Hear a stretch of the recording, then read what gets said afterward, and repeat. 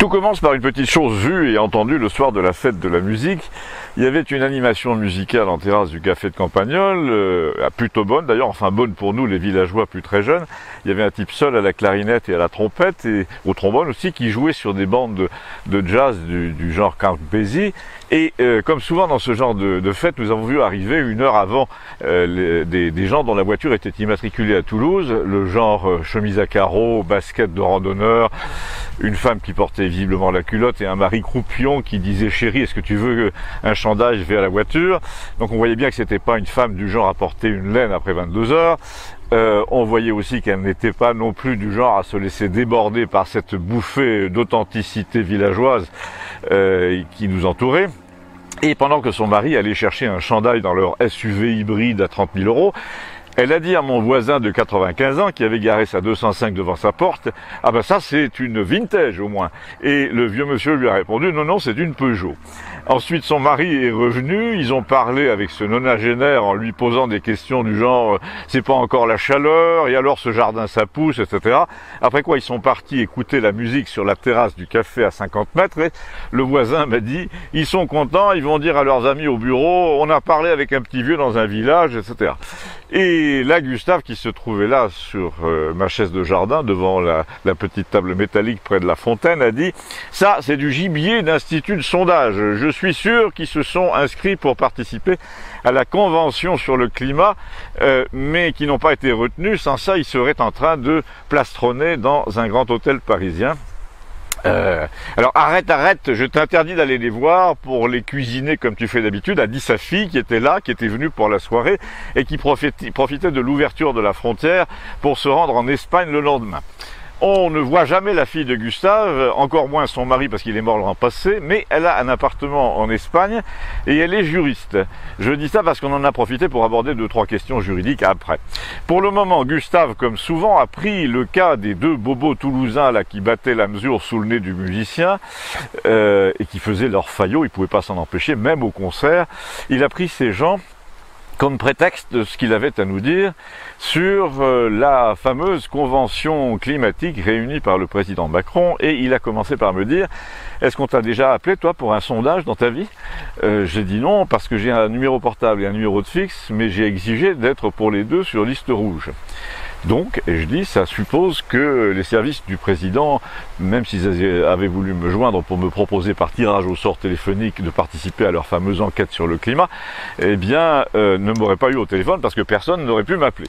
Donc déjà, il y a un truc commode et je conclus, c'est que les rouspéteurs dans mon genre qui allaient dire « Je me fous de votre convention sur le climat » et d'abord, comment avez-vous eu mon numéro? Ces gens-là étaient écartés dès le début de l'enquête. C'est bien commode en effet, a dit Gustave, à la cantonade, on faisait un peu duettiste de cabaret tous les 2. Oui, ai-je dit, et pour que ce soit encore plus commode, en appelant 255 000 personnes quand même au téléphone, ils ont pratiqué la même méthode que les instituts de sondage, ils les ont classés entre jeunes et vieux, riches et pauvres, provinciaux et parisiens, etc.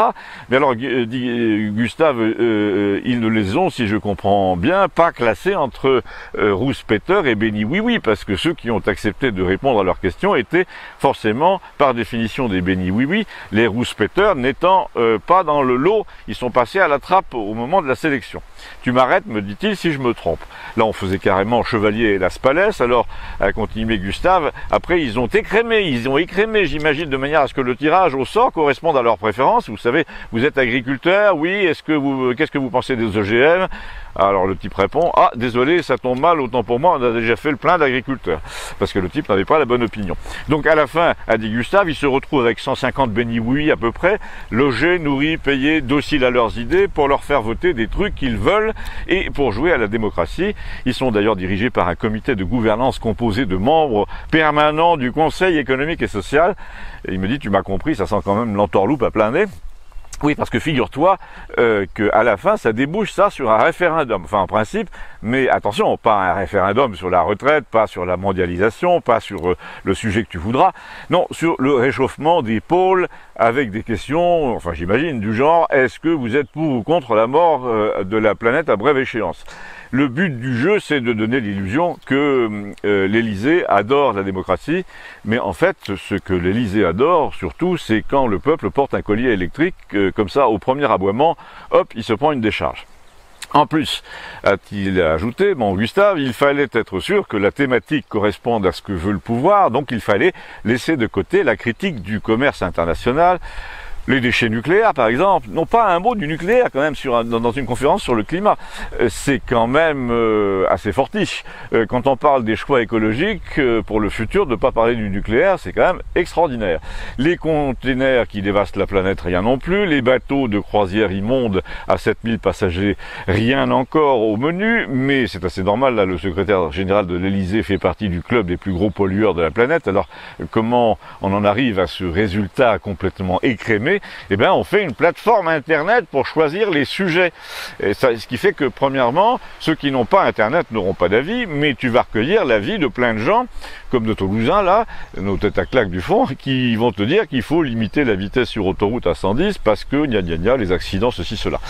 Le pari des communicants du président, c'est que tu peux jouer sur la bassesse de ces gens-là, les sélectionner, quand tu tries 150 personnes pour leur dire « Vous avez la chance d'avoir été hissés au statut de sage qui réfléchissent sur le destin de la planète », alors que, je le signale, dit Gustave, la pollution française, c'est quand même moins de 1% en ce moment, eh bien les personnes en question ne se sentent plus pissées, elles deviennent des Robespierre, elles en font des tonnes dans le genre comité d'épuration, et là ce que tu as vu sortir avec leur comité, c'était exactement ce que je dis, une assemblée d'ayatollahs. Il faudra taxer, il faudra interdire, il faudra modifier la constitution. Oh là, oh là, oh là, dit Gustave, la démocratie du genre panel marketing, ça va finir par nous envoyer en prison si ça se trouve à cause de 150 crétins choisis par Internet pour participer aux réunions Tupperware de l'écologie façon Macron.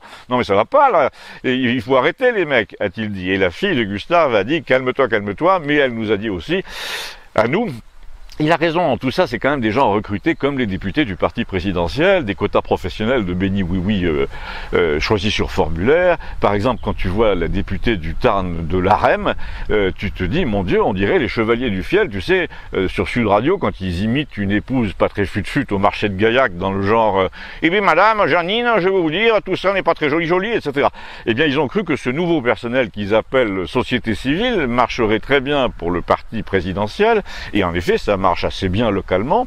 La députée du Tarn avec son petit air tartouille et ses lunettes, c'est ma députée, je peux en parler. Localement, personne ne s'aperçoit qu'elle est nunuche, mais elle parle à la télé nationale aussi, et là la France entière se dit, mon Dieu, mais quelle est nunuche cette femme.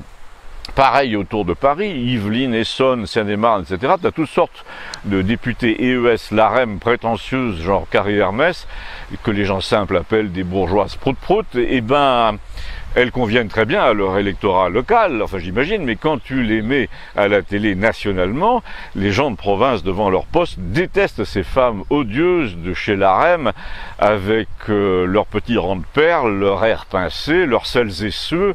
Ils détestent aussi leur côté, il va falloir travailler plus parce que le grand Schtroumpf l'a dit. Le 110 sur les routes, c'est pareil, elle trouve ça très bien. Non, j'ai pas mon permis, mais ça ne veut rien dire, ça n'a rien à voir, nous disent-elles. Et là, la fille de Gustave, qui est assez amusante, comme vous l'avez vu, et qui s'appelle Joël, a dérivé vers une réflexion plus générale. En bonne juriste, elle a dit, le but du régime présidentiel, qui est devenu au passage complètement cinglé depuis les Gilets jaunes, c'est de tout travestir en un choix démocratique, surtout les pires manœuvres, et de noyer ce qu'on a déjà décidé, sans aucune concertation, dans un semblant de débat objectif. C'est déjà vrai pour les retraites. Ils réunissent un comité qui exprime des doléances et qui croit qu'il va peser sur la décision, mais en fait elle est déjà prise. C'est vrai pour la médecine, ils se réunissent en ce moment sur la médecine hospitalière et tous les médecins participants ressortent du truc en disant on nous a écoutés mais il n'y avait pas un seul truc à négocier. C'est pareil pour tous les sujets, il faut se cacher derrière le paravent d'une discussion au milieu d'une forêt de bouteilles d'eau minérale pour ne pas assumer qu'en fait on a déjà tout décidé. Dans ce régime, on prend des décisions à 2 ou 3, souvent même tout seul, parce que, nous dit-elle, d'après mes informations, même à l'Élysée, plus personne ne peut le blairer. Il y a aussi le prétendu comité scientifique, nous dit-elle, derrière lequel le président se cache pour dire c'est pas moi, et parallèlement d'ailleurs le comité scientifique, que tu as remarqué, te dit c'est pas nous, c'est l'OMS. Mais le pire du pire, ajoute-t-elle, c'est l'affaire Fillon. Et d'ailleurs, je suis assez de l'avis de papa, c'est la seule chose qui pourrait lui coûter au président sa place à l'autre taré. Là, tu veux parler du président, dit Gustave. Il se tourne vers moi et il me dit, on se demande où elle a été élevée. Elle a souri, elle a répondu, on se demande surtout qui m'a élevé. Pas toi en tout cas. Donc, a-t-elle dit, en ce moment, il nous répète tous, oui, mais les révélations de la présidente du parquet financier, qui dit que la justice a sciemment ruiné la candidature du concurrent de Macron, ne prouve rien contre Macron qui n'avait aucun pouvoir à l'époque. Tu parles, dit-elle, il avait le ministère des Finances à sa disposition, tout le monde venait lui lécher les mains dans le dos de Hollande, à part ça, il n'avait aucun pouvoir à l'époque. Pour décider, le parquet financier, à faire du zèle et aucun ami capable d'obtenir ce résultat. Alors je lui ai dit ce qu'on dit un peu partout sur Internet, de toute façon on ne saura jamais la vérité puisque la France est classée 34e dans le monde pour la liberté de la presse, le pays du J'accuse de Zola quand même. On voit mal comment les preuves de cette magouille seraient publiées en France. Et bien là justement, a dit Gustave, c'est l'étranger qui va s'en charger comme d'habitude. On vit une époque où le moindre hacker russe peut te sortir des échanges de courriers électroniques. Ici, ça se trouve, ils les ont déjà. Et là, sa fille a dit, à mon avis, c'est la juge qui vient de balancer, là, qui a toutes les informations. Elle a compris qu'on voulait lui faire porter le chapeau toute seule, et c'est pour ça qu'elle parle. Pour ma part, j'ai suggéré que François Hollande était peut-être le vrai méchant dans cette histoire, et elle m'a répondu comme si elle en savait davantage. En tout cas, c'est maintenant qu'il va le devenir méchant. Ça peut être lui qui détient la preuve que le système Macron, dont il a été victime, est à l'origine de la chute de Fillon, qui participait de la même politique sournoise de trahison occulte pour être élu à tout prix. Et lui-même peut très bien être incité à balancer tout ce qu'il sait avant d'être mis en cause comme ancien président de la République, et d'ailleurs à l'origine de la création du parquet national financier lui-même. Parce qu'avec la saisie à toute allure du Conseil supérieur de la magistrature, on commence à comprendre le but du jeu. Une fois de plus, me dit-elle, tu singes la démocratie et la transparence en t'en remettant à un organisme soi-disant indépendant.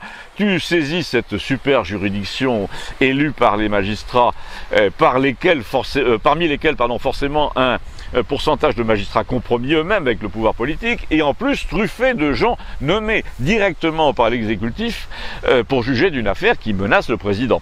Alors là, bonjour le stratagème, me dit-elle, et qu'est-ce que tu crois qu'il va en sortir? Eh bien la même chose que ce qui va sortir des commissions d'enquête du Parlement. Il y a eu des dysfonctionnements blablabla, et le tout est enterré.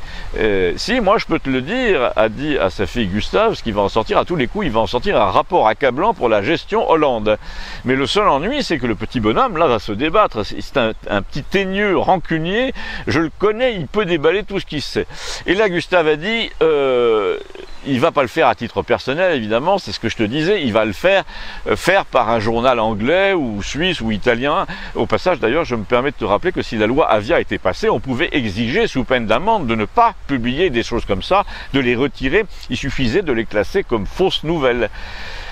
Et tu tombais du coup sous le coup de la loi la loi contre les fausses nouvelles, les fake news. Note bien, ai-je ajouté, que même ces suppositions auxquelles nous sommes en train de nous livrer sur un air de jazz à 19h30 dans un village français pourraient être classées par un pouvoir devenu complètement cinglé, comme dit Joël, comme propagation de fausses nouvelles. Va savoir. Ça me rappelle l'affiche des résistants en 42, taisez-vous, méfiez-vous, des oreilles des ennemis vous écoutent. Eh ben, m'a dit Gustave, si tu balances ça sur Internet, elles vont être attentives, les oreilles. Oui, mais il y aura aussi, lui ai-je répondu, des oreilles amies peut-être, et leur nombre semble augmenter en ce moment. Là, Gustave m'a rappelé que nous avions rendez-vous le surlendemain, chez lui à 14h30 pour regarder Raoult devant la commission du Parlement, et j'ai dit, oui, je vais prendre des notes pour le prochain campagnol. Eh bien, à bientôt, merci.